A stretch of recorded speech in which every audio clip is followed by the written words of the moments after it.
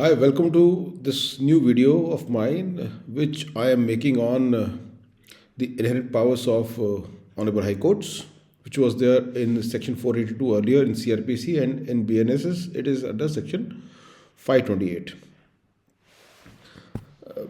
While I do this, I make this video, I will also try to cover a few aspects of ChatGPT, which I very often use.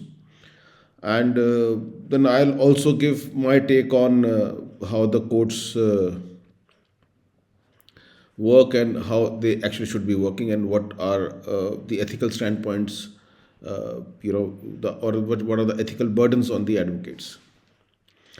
Guys, what I feel is that the job of the court is not to do justice. The job of the court, even theoretically, is basically to give a decision which is based on the evidence. Now, how the evidence is given? The evidence is given by the advocate, and he is the one who argues for you. So, in fact, it is the advocate whose job is to fight for the justice, wherein the job of the court is only to give a decision. Now, there may be a lot of people who may not agree with me. I really don't care about whether they agree with me or not. I'm just sharing my thoughts. So, since I, as an advocate, is fighting for a justice, wherein the other person, that is the presiding officer, he is just passing on his decision based on the evidence, I think the job of mine, that is the advocate, is at a little higher pedestal than that of a presiding officer, that is the judge. And I really don't care that what level of court it is, things remain the same. Now, the problem is that if you go and start searching for online help, a lot of victims, a lot of people who have suffered the consequences of someone else's actions, when they look for help online, or their advocates look for the help online, they find little content which is to support the rights of the victims. So I'll take an example. So if in case there are matrimonial cases, you will find a number of videos which will say that, do this thing, you will not have to give maintenance. Do this thing, you will get the FIR quash. They'll not get into merits whether or not the wife deserves. But little content you will find that how the law is going to help the wives or the husbands which are in need. Now, I'm not saying that every time the wife is right, every time the husband is right, but I'm saying that chances are that one of them could be right. But majority of the videos you will see which will be in denying wives their rights. Now again, this video is not for any matrimonial case. Similarly, you will see there are videos that how you can get the FIR quashed. FIR is against an accused, right? Accused has the right. So does the victim. I have not come across even a single video that how you can fight as a victim the quashing proceedings. That's the challenge. So this video I am making essentially to give a neutral analysis of the High Court's power under Section 482, which was under CRPC, and 528. You may be an advocate of a victim. You may be an advocate of an accused who has been wrongly accused. So through this video, I'll share that what are the duties of the High Court and what are the guidelines of Honorable Supreme Court, and how you can fight the case of quashing proceedings in a criminal case. Now, what we will do is that we will take the help of ChatGPT in this, because this video is having a twofold approach. So we'll learn ChatGPT the way I learn, the way I use it most of the time, and we'll also try to see we'll also try to analyze the judgment of Honorable Supreme Court using ChatGPT. So this is my ChatGPT login. So what I'll do is that I will first go to this attachment sign.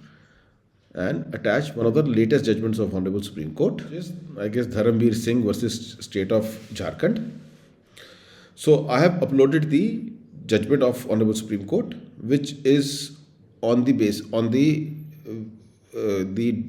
duties of or which comments on the inherent powers of the Honorable High Court. So now what I am going to do is that I am going to give a prompt. Prompt is nothing but an instruction. So there's a separate ChatGPT course in which I am detailing how to give the prompts. But here I will give prompts specific to analyzing the judgments. So you can use this prompt in any of the judgment you want to analyze. So it's simple. Give me the facts and the ratio of this judgment. Very simple prompt it is. You press the enter. Now the ChatGPT will read this judgment and see how quickly it has read, and it is giving the facts, as well as it will also give me the key part, that is the ratio which I am looking at.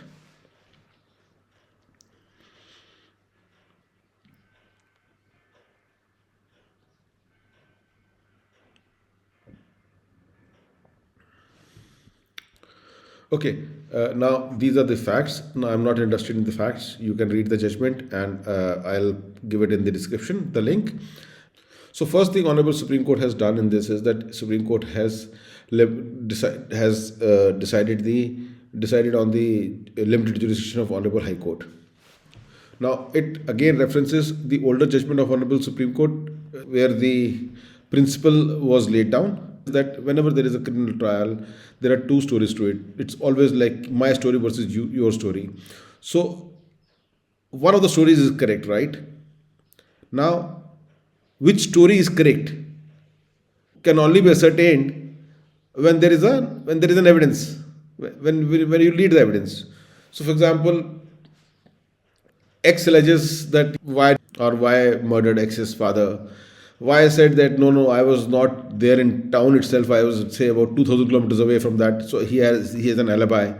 Now this, whether Y's alibi is correct or not, is admissible or not, okay, that can only be ascertained after he leads the evidence. Now High Courts, it's beyond the jurisdiction of the Honorable High Court to conduct a mini trial. So that was the principle laid down by Honorable Supreme Court while deciding on the powers of Honorable High Court under Section 482. Now, thing is, you can go in for quashing proceedings at any time. Okay, you can go in for quashing proceedings anytime. But point is that now you can go in for the quashing proceedings at any stage of the case. But when the summoning order has been issued, now at that time, the only thing which probably the High Court can look into that whether the prima facie case exists or not. Now that holds good whether there is an FIR, whether there is a charge sheet, or whether there is a summoning order, or even any time before the case is decided by the trial court. So this was the main principle which was reiterated in this judgment by the Honorable Supreme Court while commenting on the jurisdiction or the inherent powers of Honorable High Court under Section 482 in CRPC and in the 528 of BNSS. Now, if in case you are an accused, and your case is that the story which has been alleged by the complainant is wrong, and you have a different story to it, that will not lead to the quashing. That means that you have to go through the rigmarole of trial, you have to lead the evidence and you prove your case, and then the consequences of filing a false complaint or false FIR may ensue from there.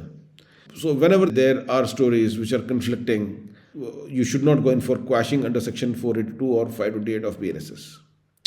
So this judgment is a very good judgment. It's a detailed judgment. I'll put a link also of this judgment in the description. Please read and please use it. Whether you are the victim or whether you are the accused, this judgment will give you a fair chance of getting your quashing proceedings decided. Thank you.